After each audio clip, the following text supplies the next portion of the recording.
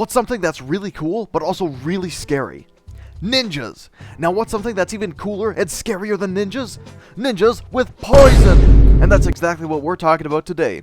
Welcome everyone to the ChaosCards Archetype Spotlight, featuring the Poison Ninjas.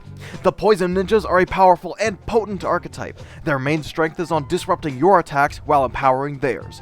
They have multiple spells that remove allies from combat, allowing them to bait you into wasting your combat phase, but also they have tons of devious effects to switch your units around, forcing you into a terrible fight.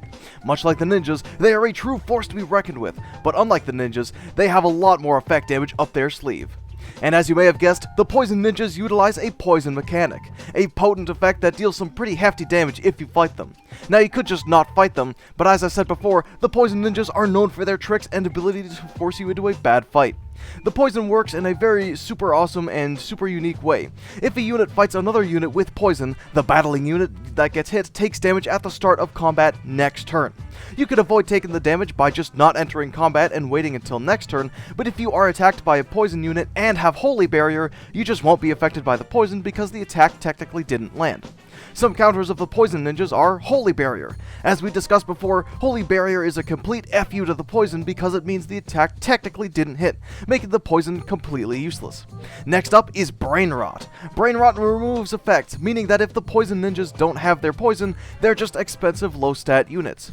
And finally, literally anything from the Cursed Kingdom. There's no bigger middle finger to the Poison Ninjas than the Cursed Kingdom units.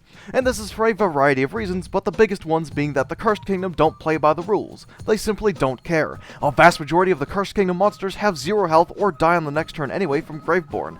This means that it literally doesn't matter if they're affected by poison because they're gonna die anyways.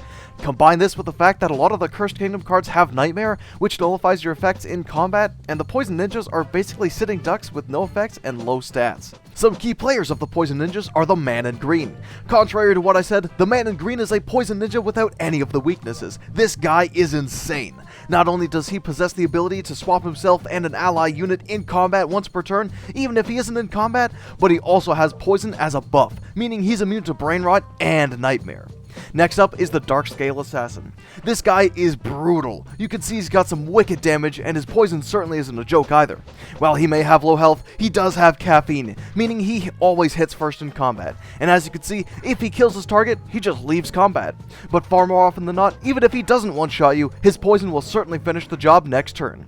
And finally, the Great Fang. Facing this guy head-on is a death sentence for most cards. He's tough, he hurts, and worst of all, he is never alone. His effect summons a Fangling on ally left 1 and ally right 1, meaning even if he has no allies in combat, he will always have backup.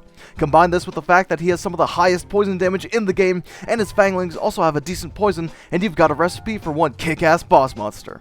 Anyway, thank you all very much for coming to my TED Talk about poisonous ninjas, and I hope to see you tomorrow when I ramble on about something else for another few minutes. Cheers!